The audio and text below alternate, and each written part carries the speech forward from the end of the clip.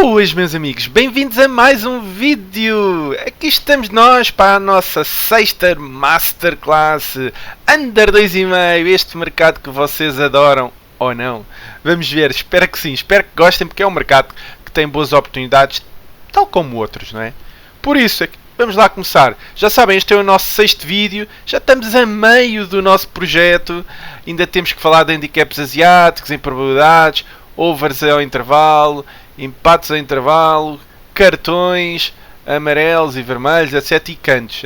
E ainda temos o resultado correto. Por isso já estamos a meio do nosso projeto. Espero que estejam a gostar e espero que me acompanhem até ao fim, não é? Como é óbvio. E que isto vos esteja a ajudar, porque vocês é que escolheram estes temas. Não fui eu. Eu apenas vou dar uma abordagem, como sempre, e vou tentar inventar um pouco, falar de coisas sérias, brincar com isto, enfim. Mas espero que esteja mesmo a ajudar. Vamos lá então começar. Qual é o nosso programa para hoje? Caracterização de campeonato. Vou falar de um campeonato diferente. Vamos mudar as coisas sempre.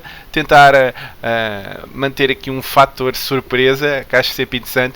Hoje vou ser um bocadinho chato convosco. Vou falar de psicologia nas apostas. Espero que não adormeçam nesse capítulo, porque vou falar bastante e acho importante. Depois vou utilizar o método mercado. Vocês já conhecem o método mercado, é semelhante ao vídeo anterior.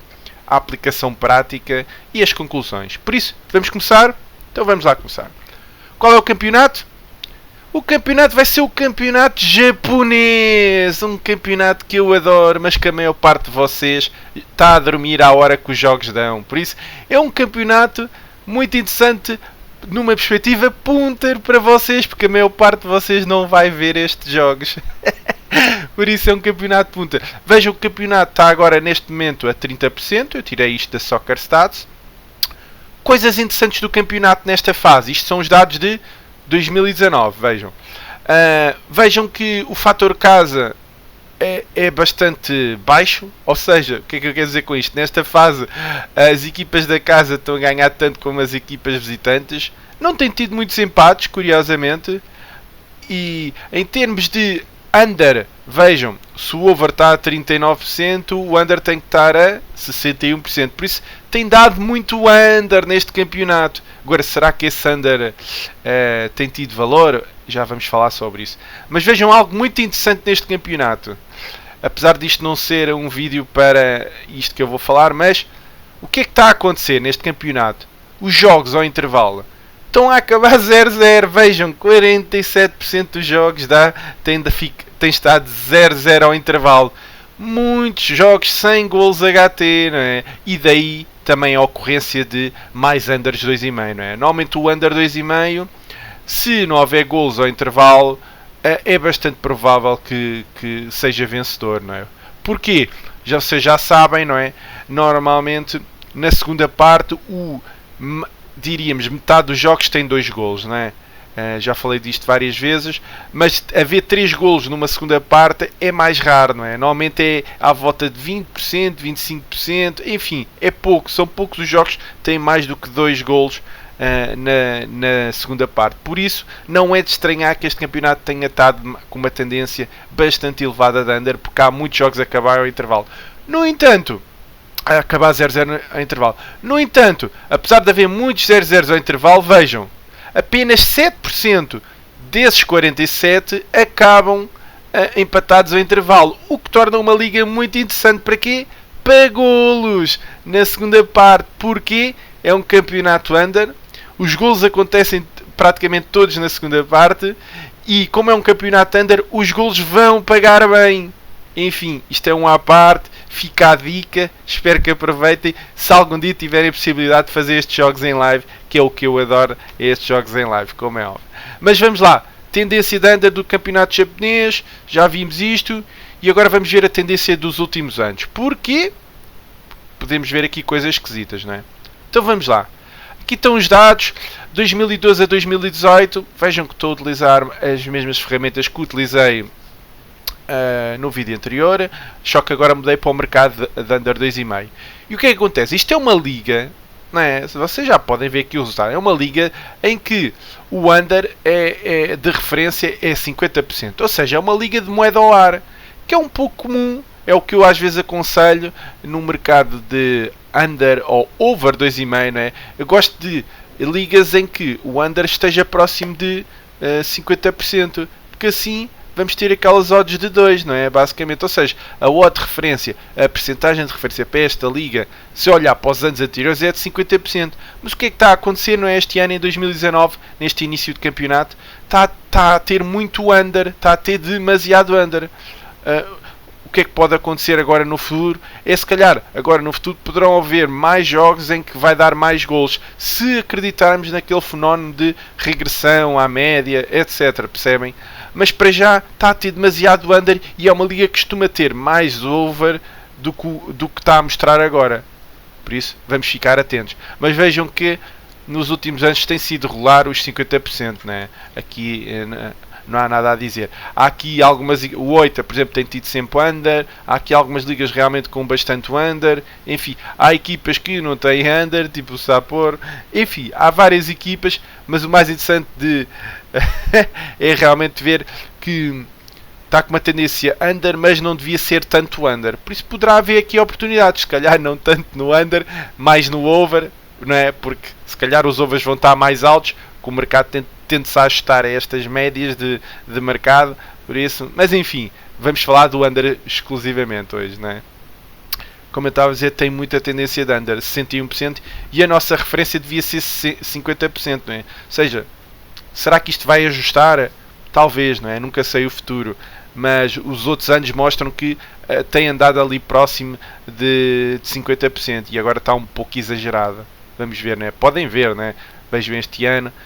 O X é o valor médio, né? Comparativamente aos outros anos, está muito acima ainda. Isto promete, se calhar, agora depois neste campeonato, se calhar poderá haver mais golos. Eu fico entusiasmado às vezes por ver estes dados, porque eu gosto de fazer este campeonato, como já disse, e para golos tardios, para golos na segunda parte, enfim, gosto muito do campeonato japonês. Vamos lá, o que é que eu agora vou falar? Antes de avançarmos para o meta e etc. Vou falar um pouco da psicologia das apostas. E a primeira coisa que eu quero falar é a aversão às perdas. Isto da aversão às perdas, como eu tenho aqui, vem um conceito de economia comportamental importante e está associado à teoria da prospect theory, ou teoria das perspectivas. Acho que os brasileiros usam mais este termo. Do Kahneman, que foi Prémio Nobel de Economia, enfim. E o conceito que eu vos quero passar aqui é este. A dor de perder é psicologicamente 2 vezes mais poderosa do que o prazer de ganhar. E isto é engraçado, porque eu associo muito isto ao under. Isto é uma interpretação minha, né? Vejam, o que é que este gráfico nos está a dizer? Nós temos uma aposta, por exemplo, a modo 2, que é este mercado, não é? Este mercado é um mercado de moeda ao ar, por isso achei engraçado falar disto. E se ganhares com o modo 2, ganhas 1000. Se perderes com o modo 2, perdes 1000. O que é que acontece? Apesar de racionalmente ser uma aposta equilibrada, no entanto, a nível psicológico, a nível o eixo vertical deste gráfico, o que é que acontece? Quando ganham, ficam felizes, como é óbvio. Mas quem estuda isto, economia comportamental, notou que quando perdem, parece que a dor realmente é 2 vezes mais poderosa do que o ganho. No entanto, racionalmente, é uma aposta equilibrada, não é? Ou ganham 1000 ou perdem 1000. Então, porque é que quando ganhamos, não devíamos ter 2 vezes a mesma satisfação, tal como 2 vezes a perda? Isso não se verifica. E o under é um pouco assim. Vejam o que é que acontece no under 2,5. Quando vocês estão no under, estão a ganhar pouquinho. É um under que vai a favor do tempo, não é? É um mercado que vai diminuindo. Se começar a 2, se não houver golos, a odd vai descendo, ou seja, está a dizer que cada vez é mais provável que esse under aconteça. Então vão ganhando frações pequeninas, não é? De grind, e depois no fim, se ganharem a aposta, ficam satisfeitos. Mas depois, se o under começam a ganhar, quando perdem, se perderem, de repente as pequenas satisfações de grind que tiveram vão-vos dar uma grande dor, não é? Por isso é que as pessoas não gostam, porque quando o under dá red, dói muito, realmente dói muito. Enfim, acho engraçado isto. E agora vamos ver da perspectiva do over, não é? O over é ao contrário. Quando entramos na aposta, nós vamos perdendo aos poucos. Mas só que a gente não sente tanto o impacto, o que é engraçado, não é? Porque a gente vai perdendo aos pouquinhos, não leva logo com um embate forte de perder a aposta. Mas se o under depois der golos, a gente fica todos satisfeitos, o gol vai-nos trazer satisfação. Mas o impacto do over é menos bruto do que o impacto do under, não é? Por isso é que muita gente também, se repararem nos unders, mais os traders, o que é que fazem? Alguns, se calhar mais iniciantes, no under, quando são apanhados no under, às vezes vão para o under seguinte e põem mais dinheiro, não é? Ou então dobram, fazem uma espécie de martingale parvo, enfim, vão atrás das perdas, não é? Porque as pessoas querem a todo custo evitar esta dor extrema do under. O que é que depois, quando perdem a cabeça, não é? E depois às vezes acontece aqueles jogos em que dá 2 gols de seguida e pronto, vão perder bastante dinheiro, não é? Enfim, acho engraçado isto da aversão às perdas. E isto é um bias, é algo cognitivo, é algo psicológico que todos nós temos que enfrentar. Mas fiquem com esta noção, não é? De que perder é psicologicamente 2 vezes mais poderoso do que o prazer de ganhar. Não é? As pessoas estão dispostas a correr riscos para evitar perdas, que é o que eu digo aqui. A aversão às perdas pode explicar as diferenças na busca de risco versus aversão. É aquilo que eu estou a dizer. As pessoas querem... no under 2,5 às vezes querem tanto evitar a perda que começam a arriscar mais, o que não é racional, não é? Isto não faz sentido nenhum. Enfim, aversão às perdas, se não tinham noção, ficam com esta noção. Isto são temas super interessantes. Eu espero que desperte o vosso interesse. E agora vou falar de 6 erros comuns também que os apostadores cometem. Tem um pouco à volta disto dos bias cognitivos e etc. Estes erros mentais que a gente faz. Mas eu achei interessante falar e vou perder um bocadinho de tempo nisto. Hoje é o vídeo, tem uma parte de psicologia bastante forte, mas é algo que eu espero que vocês tenham noção que no dia a dia vocês cometem estes erros. E se vocês estiverem cientes que podem cometer estes erros, até inconscientemente, vocês podem tentar corrigi-los. Então vamos lá. Bias cognitivos. Vou falar do recency bias. Tem a ver que... Pronto, é como eu digo aqui. É dar importância a eventos recentes. E o que eu quero dizer com isto? Vou dar exemplos, vou explicar, etc. Por exemplo, nós tomamos a decisão de não apostar, mas depois a aposta seria vencedora. Quem já não fez isto? Eu não apostei, tive receio, mas eu ganhava a aposta, fogo.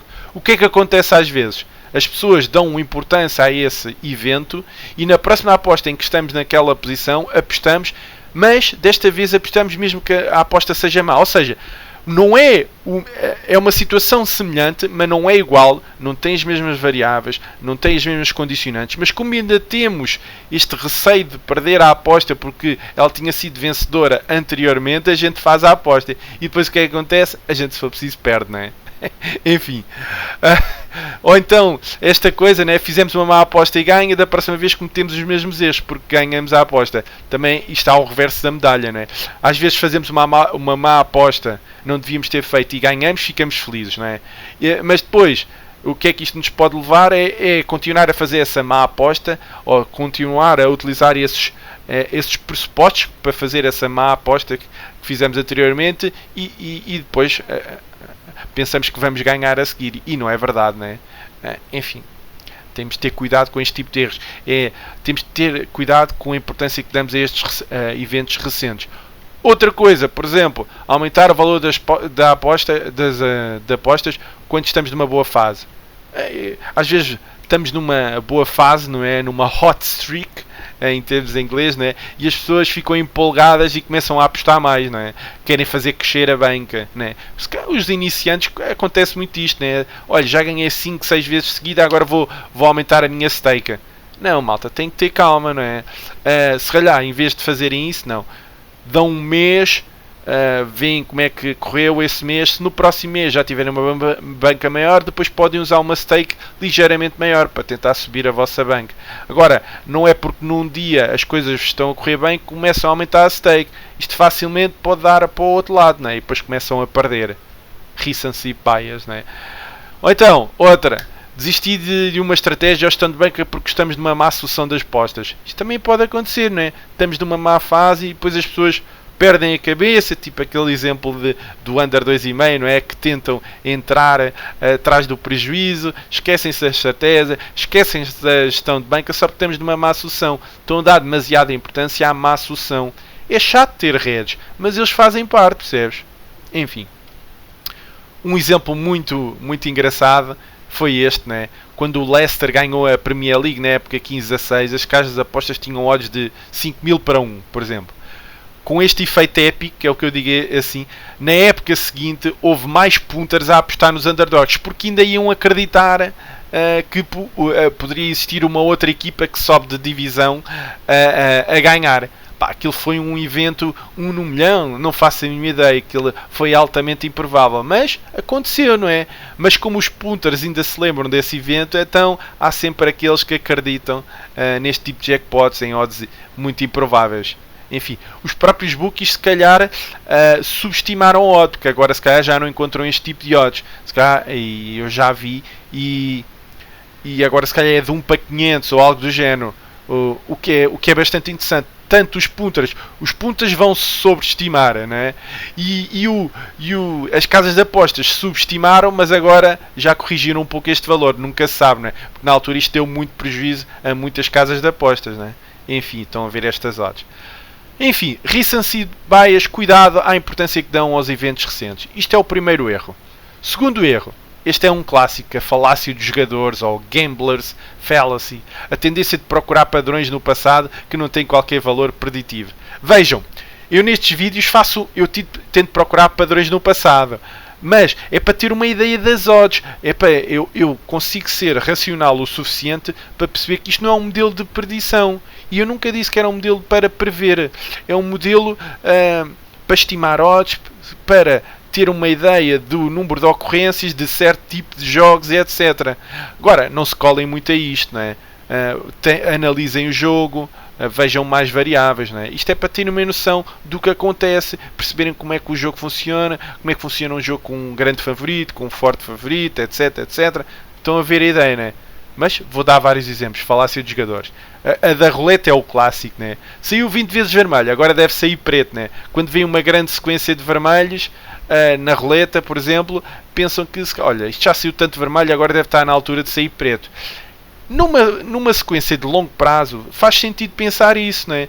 Porque se é algo equilibrado, se a probabilidade é a mesma de sair vermelho e preto, então é normal que após 1 milhão de spins, enfim, quanto maior o número, a tendência será estes valores igualarem-se entre vermelho e preto. Mas uma amostra de 20 não quer dizer nada, né? Uma amostra de 10 não quer dizer nada. Não quer dizer que depois, olha, já saiu tanto vermelho, agora vai sair preto. Mas é algo que as pessoas cometem muito. Mas isto foi a roleta, porque é um clássico. Mas vamos pegar no outro exemplo mais a ver com o futebol. Por exemplo, o Real Madrid perdeu 5 jogos de seguida, agora certamente vão perder o sexto.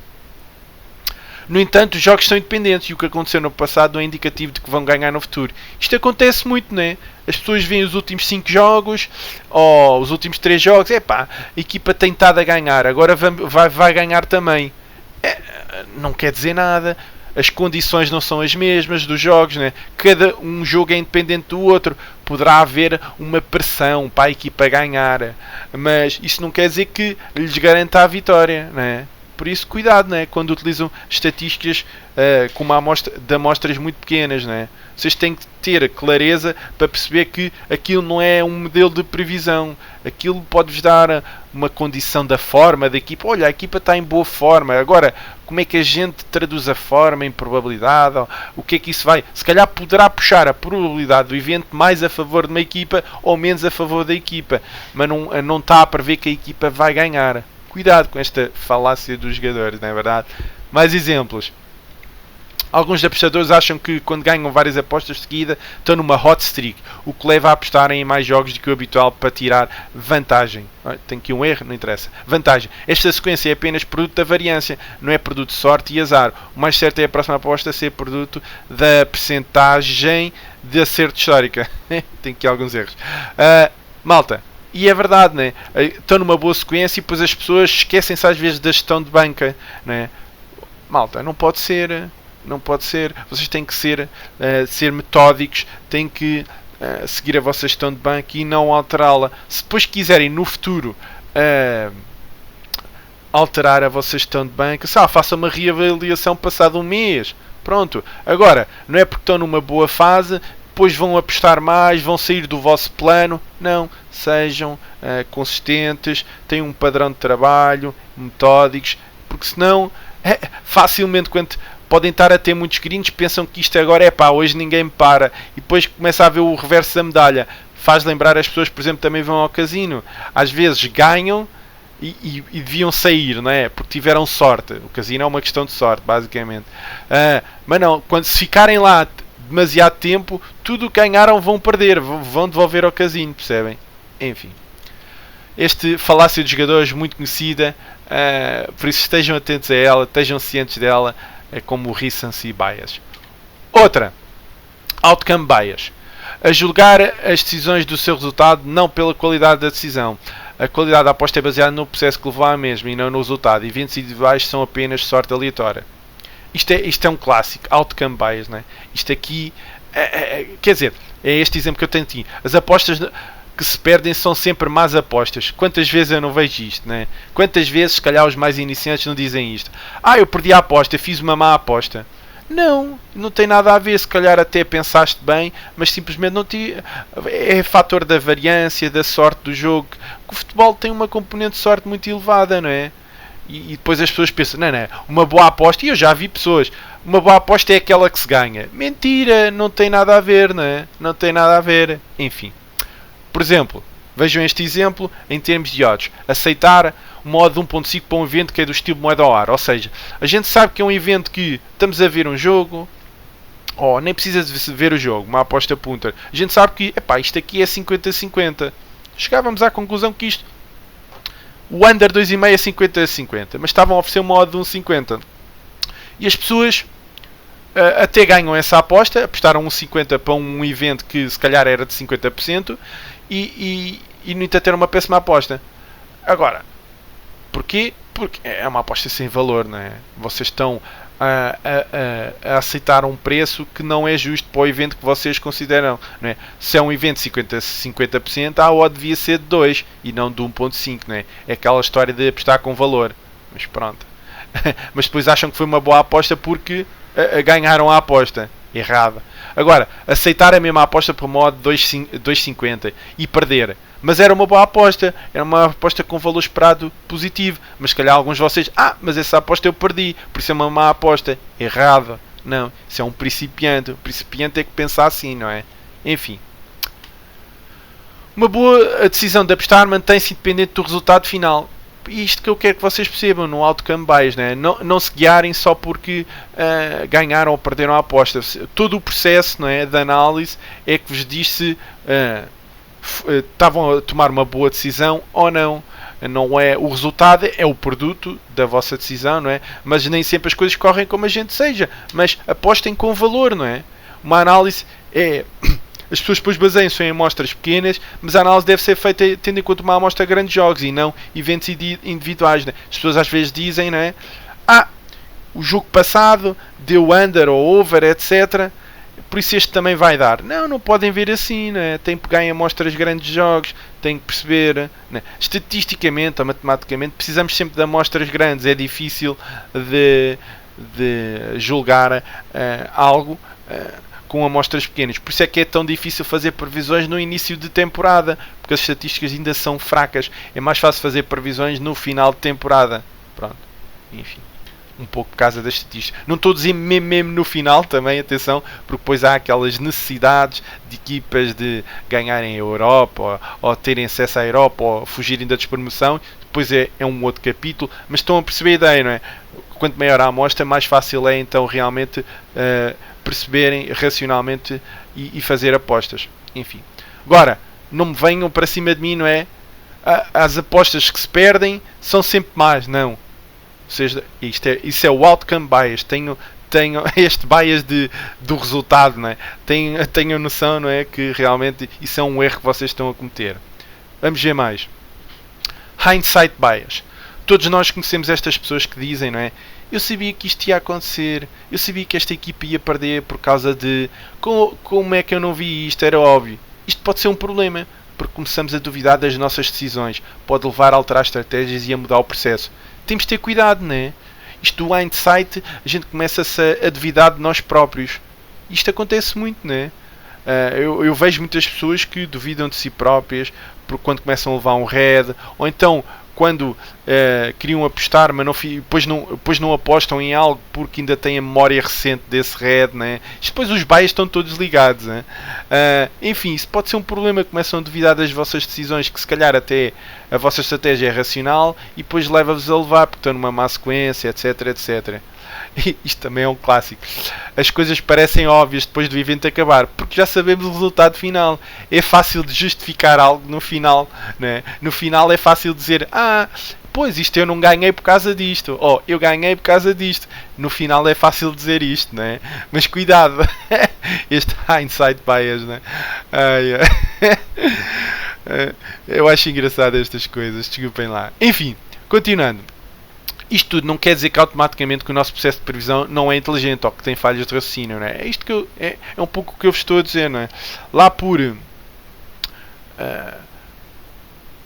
vocês começam a duvidar, etc, porque as coisas não estão a correr bem, eu sabia que isto ia acontecer, etc. Mas isto não tem... O processo de previsão que desenvolveram não quer dizer que não esteja bem montado ou que esteja falhas de raciocínio. Não, se vocês desenvolverem uma estratégia, sigam-na à risca, não é? Não comecem a duvidar dela. Se vocês testaram, né? Se viram que funcionava no passado, há coisas que funcionam no passado e depois não funcionam no presente, atenção. Mas, ao menos deem tempo para testar a estratégia, porque senão vocês nunca saberão se funciona ou não. Enfim, hindsight bias, algo que vocês têm que ter noção e espero que vos ajude. Outro, estamos quase a acabar, pessoal, desculpem lá. Confirmation bias, esta também é fácil. É fácil de justificar aquilo em que acreditamos e ignorar aquilo que pode pôr em causa o nosso raciocínio. Muitos apostadores não se apercebem deste bias, e é verdade, muita gente não se apercebe. E inconscientemente damos prioridade àquilo que confirma o que acreditamos. Isto é muito perigoso, não é? Principalmente as pessoas que utilizam estatística, não é? Vocês se colarem muito, se vocês quiserem acreditar, olha, este jogo é para over, vocês podem arranjar estatísticas para justificar que este jogo é para over ou para under. Estão a ver a ideia, não é? Vocês têm que ter muito cuidado com isto. Têm que ter mente, têm que ter um raciocínio frio, frio. Têm que ser racionais em termos de estatísticas quando utilizam, para não se colarem demasiado a estatística. Porque a estatística é um auxílio, né? A gente não sabe o que vai acontecer no jogo. Eu às vezes questionam muito, né? O que é que se passa, a estatística, como é que tu vês a estatística, qual é os valores. Às vezes, malta, eu já vos disse várias vezes, a análise de jogo e a análise estatística ajuda muito. Ajuda muito para fazer a interpretação do jogo. Eu utilizo as duas ferramentas, como é óbvio. Depois dei aqui um exemplo. Temos o jogo de Liverpool e do City. Pensamos que vai ser um jogo para golos, porque nos últimos jogos entre ambos ficou 6-1 e 5-3. A malta pensa que vai... Mas isto é o confronto direto, né? Pronto, estás a justificar. Eu acho que vai dar golos por causa dos últimos dois jogos. Isto tem nada a ver, são dois jogos, são dois eventos independentes, aconteceu. O historial tem dado golos. Está a mostrar uma certa tendência, mas será que é racional pensar assim? Um jogo nunca é igual ao outro, não é? Enfim, por isso cuidado. Eu faço aquelas tabelas, né? O confronto direto para ver o que aconteceu, mas para ter uma ideia de como foram os jogos, né? Agora não vou usar aquilo para dizer aquele é o meu modelo de previsão e vai dar over de certeza. Pois já vamos ver mais à frente. Não, é óbvio que não, não é? No início, outro exemplo, no início do campeonato europeu, pensamos que a França vai ganhar, porque tem ao seu dispor jogadores com mais qualidade.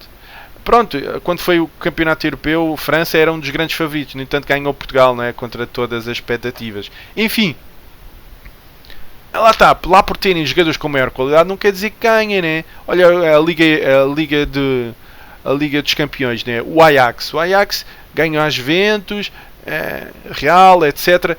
Tinha jogadores teoricamente com menor qualidade e ganhou. O coletivo conta muito no futebol, não é?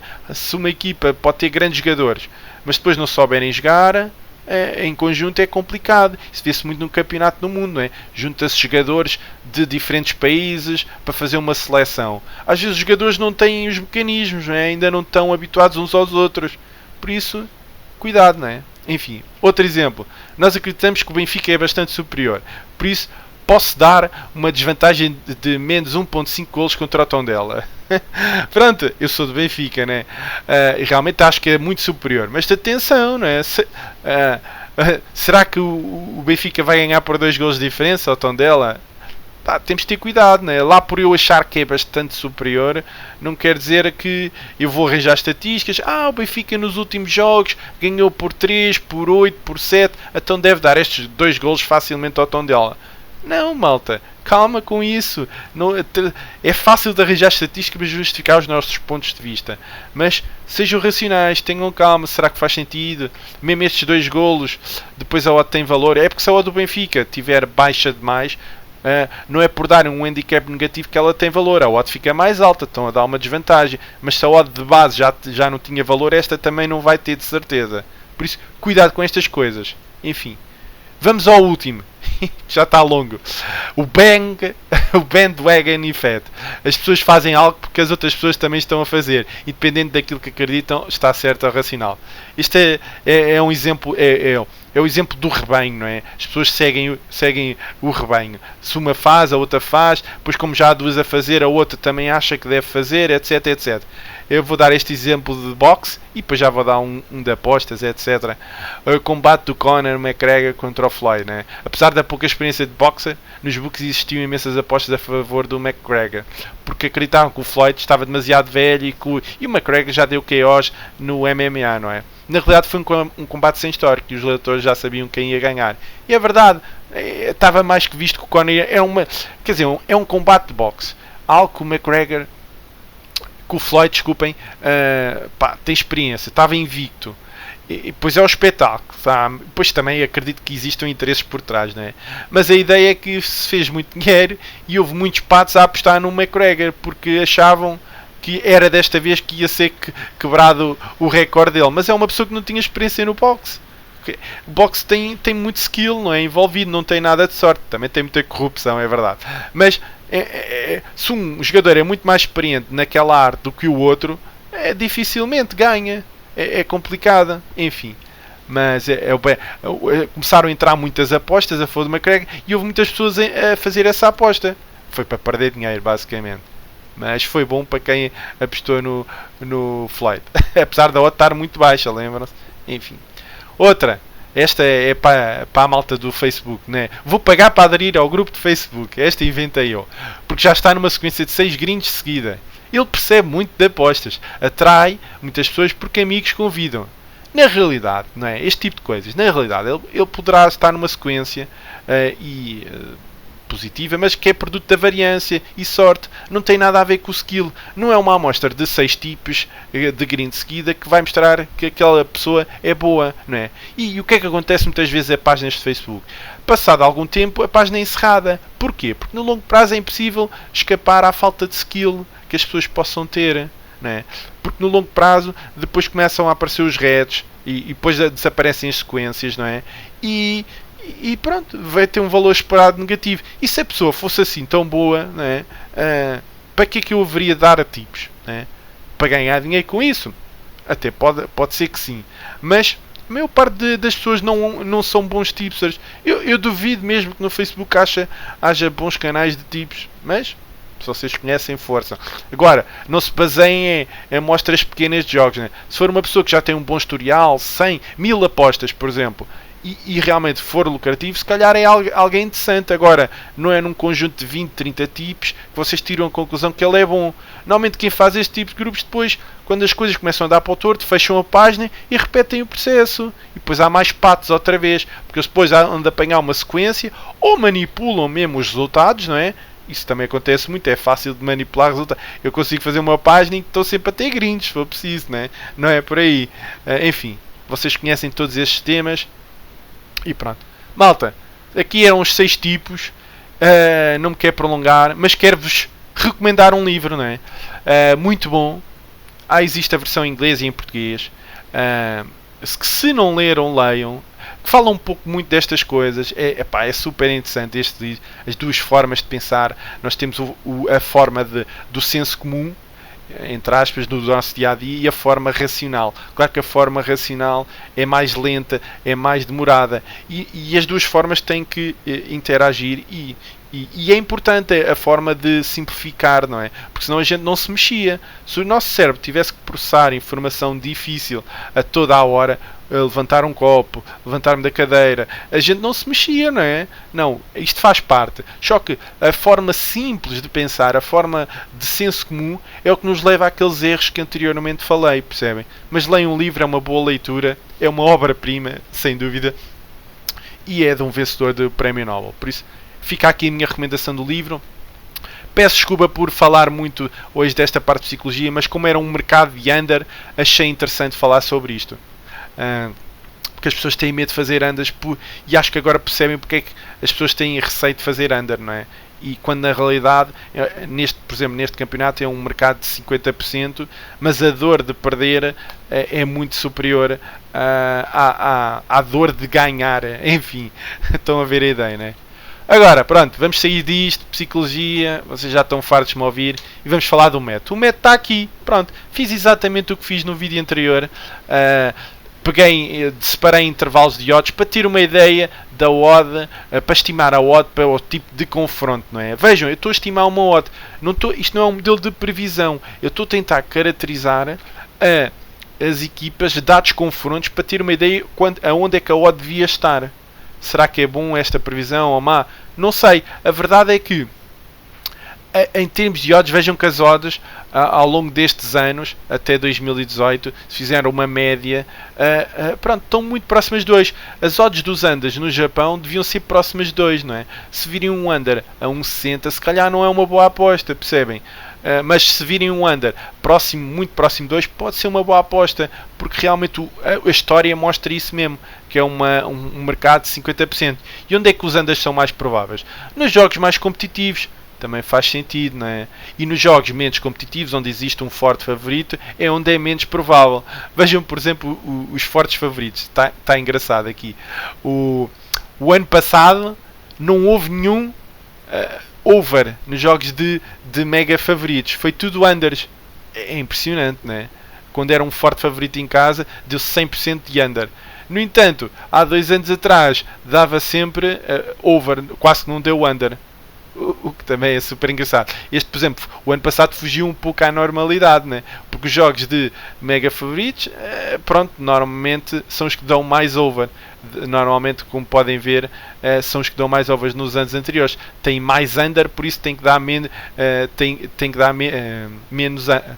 Tem mais over, por isso tem que dar menos unders, né? Enquanto os jogos mais equilibrados, não. Normalmente são os que têm mais tendência para under. Isto faz algum sentido. Vejam que os jogos mais competitivos são aqueles de 1 a 1, não é? São aqueles que muitas das vezes o resultado acaba 1 a 1. Mas pronto, este ano, não é? Lembram-se, a Liga está com uma grande tendência de under. Por isso temos de ter cuidado, não é? Para já começou com uma grande tendência de under.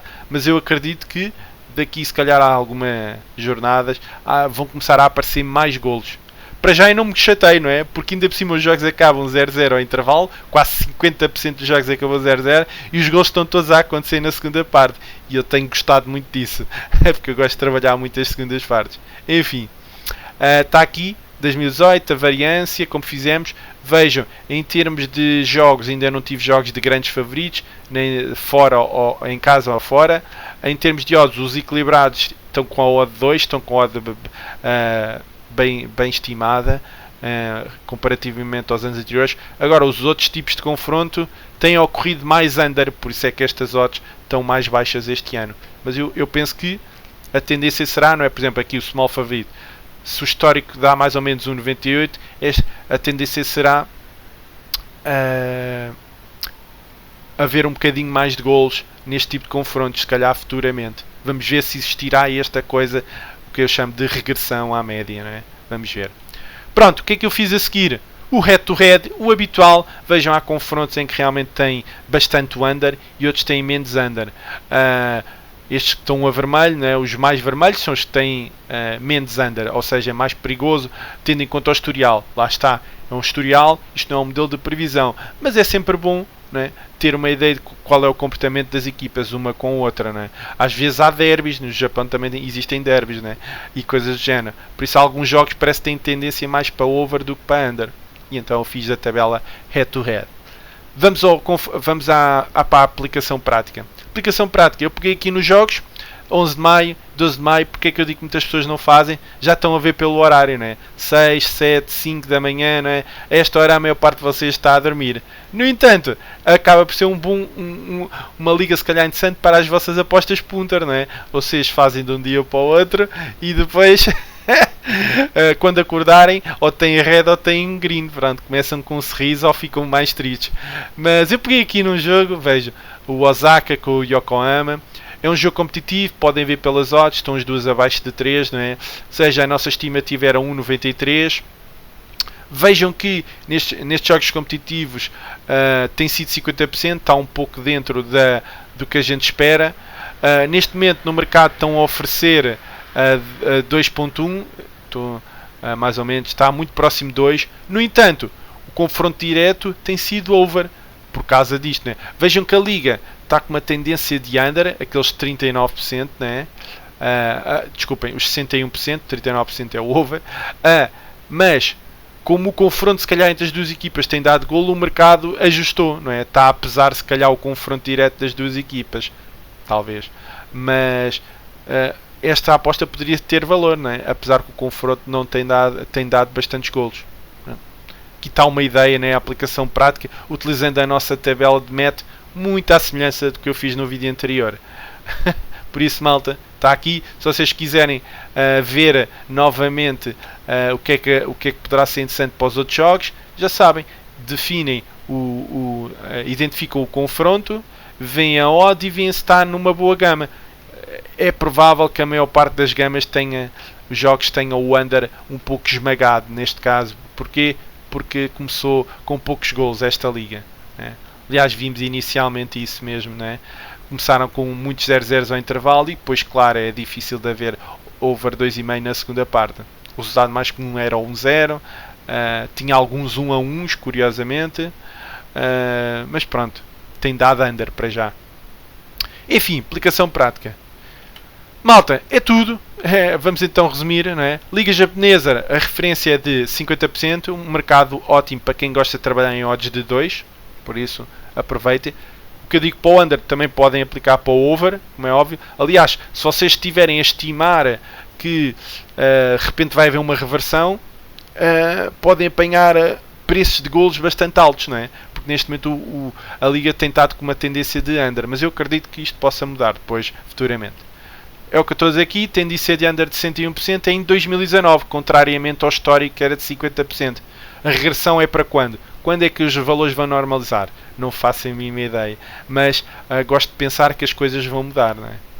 Depois, falei da aversão das perdas para explicar porque é que as pessoas não gostam do under. Lembram-se? Aquela questão da dor de perder, aquela brincadeira que eu fiz de ir ganhando aos poucos e depois perder muito de repente, ou então o contrário, ir perdendo aos poucos mas depois ganhar muito de repente. Porque é que as pessoas gostam mais do over do que do under? Achei muito interessante comentar esta questão. E quem diz under diz qualquer mercado a favor do tempo, tipo dupla chance, lei, é a mesma história um pouco. É um pouco a mesma história. Falei dos erros comuns dos apostadores, falei de muitos erros, confirmation bias, bandwagon, recency, enfim, vários, só para vos dar uma ideia, mas existem milhões deles. E depois recomendei um livro que acho muito interessante para a vossa leitura. Pá, eu sou a favor de vocês educarem-se, quanto melhor perceberem, quer seja questões psicológicas, quer seja gestão de banca, quer seja a estatística, pá, estou cá para vos tentar ajudar, percebem? Por isso, leiam um livro se ainda não leram, acho que vos pode ajudar a compreender, e é uma leitura engraçada para quem não conhece o livro. Pois, método de mercado, já falámos disso, e o head-to-head, muito fácil, não é? Aplicação prática, e pronto. Malta, obrigado pela vossa atenção, já sabem. Deixem os vossos comentários, positivos ou negativos, são sempre bem-vindos, não se esqueçam. Subscrevam, ativem as notificações se são novos no canal do YouTube, eu agradeço. Sigam-me nas redes sociais, partilhem se acham que pode ajudar os vossos amigos e até à próxima Masterclass. Não se esqueçam que tenho feito streams, por isso apareçam. Normalmente eu faço as streams, sei lá, ou segunda, terça e quarta, podem sempre também tirar dúvidas de vídeos, etc. Ou perguntar-me qualquer coisa, são sempre bem-vindos. A nossa comunidade na stream tem sido muito porreira, é tudo muito simpático. Malta, boa sorte e bons greens, sim? Até à próxima Masterclass e boas apostas no Under 2,5. Força nisso!